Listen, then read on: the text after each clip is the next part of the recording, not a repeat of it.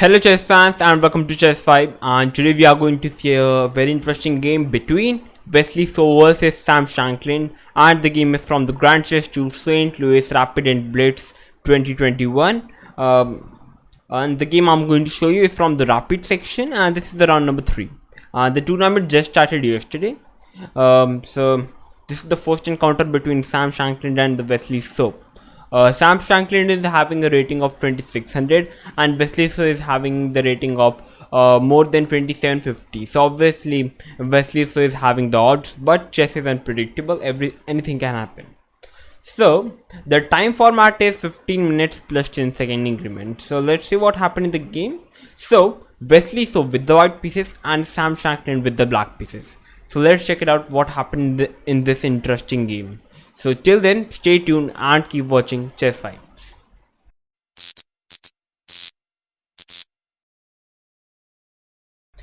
So Wesley with the white pieces and Sam Shankland with the black pieces.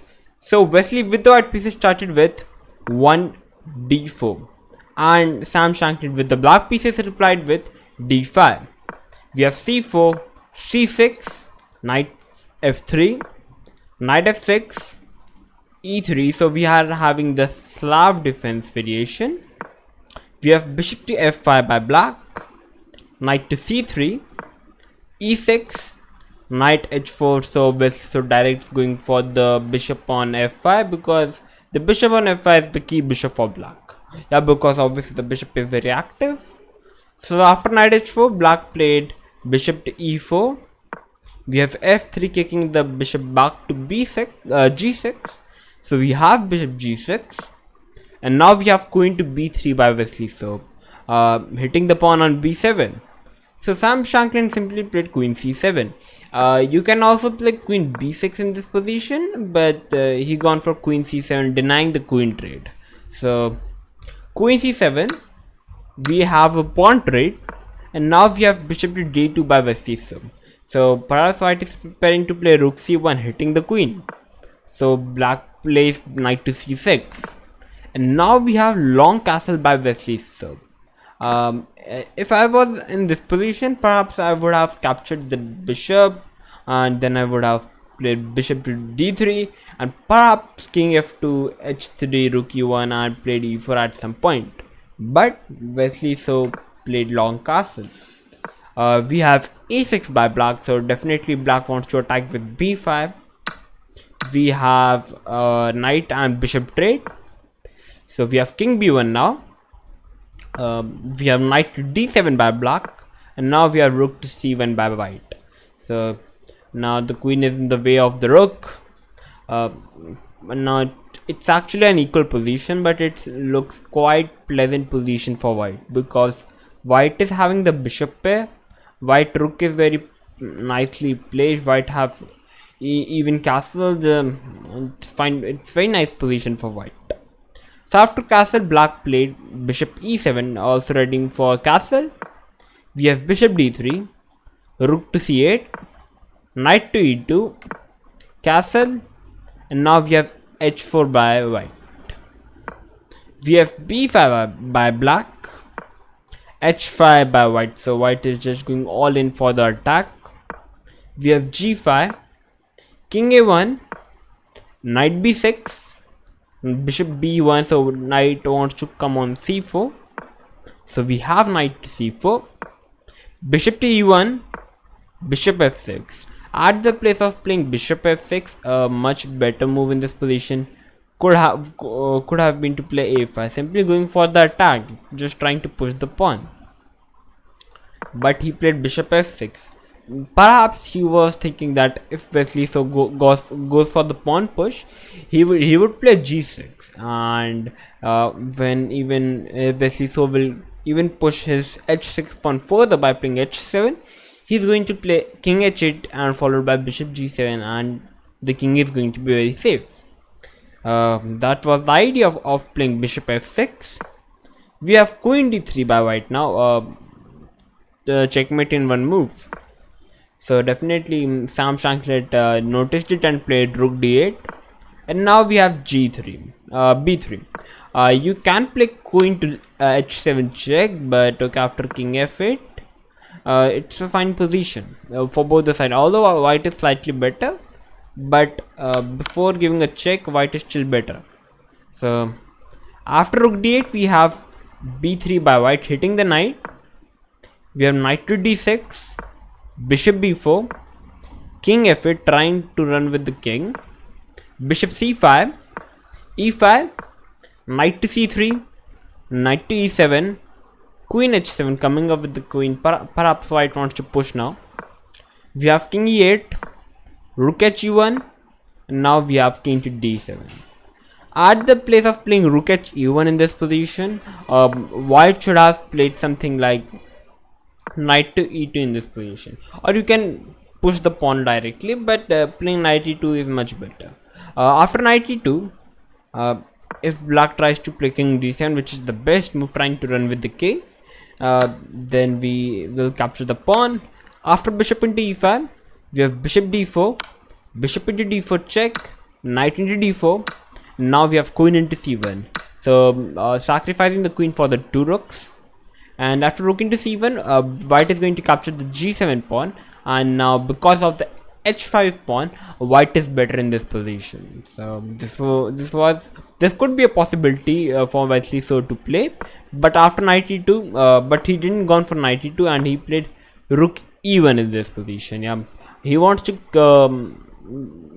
he doesn't want to make the position complicated.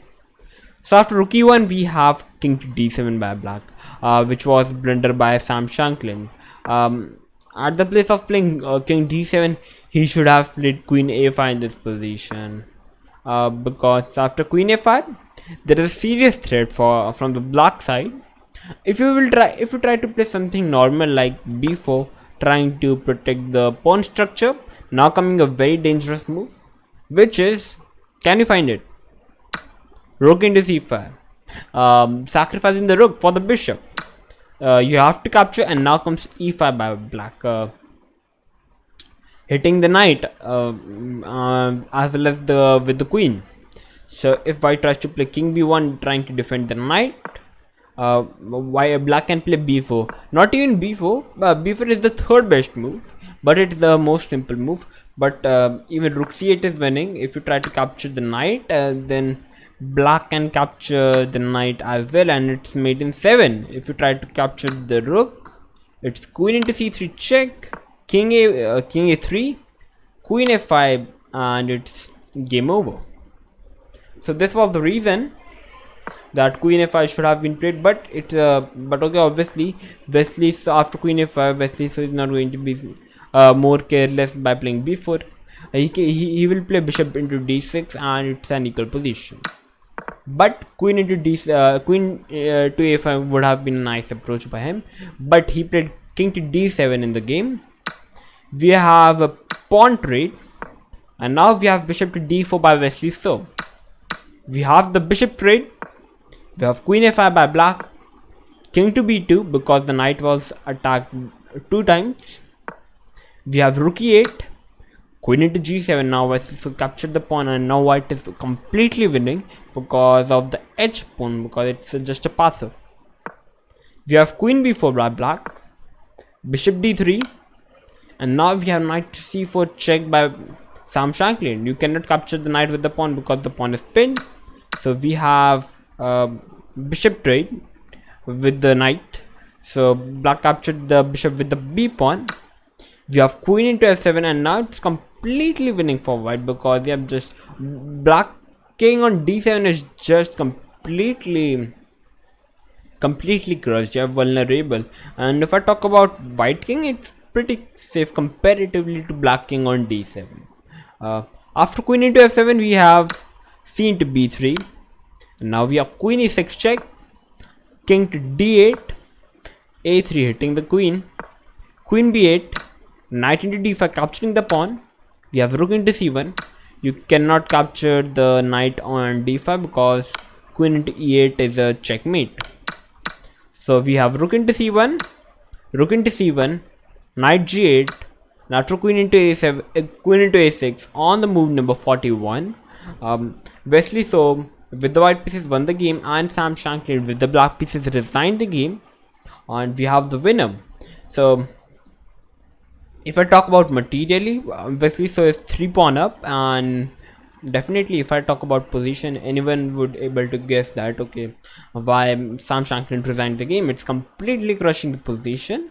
Both the players missed some moves which were hard to find still, but well played by both the players, and kudos to Wesley for winning the round number 3 against Sam Shankland. Currently I'm thinking Wesley in his best form. He's just playing a fabulous chess. He just recently won Champions Chess Tour a couple of days before. He's in the best form, so perhaps we are going to see a nice performance again by Wesley.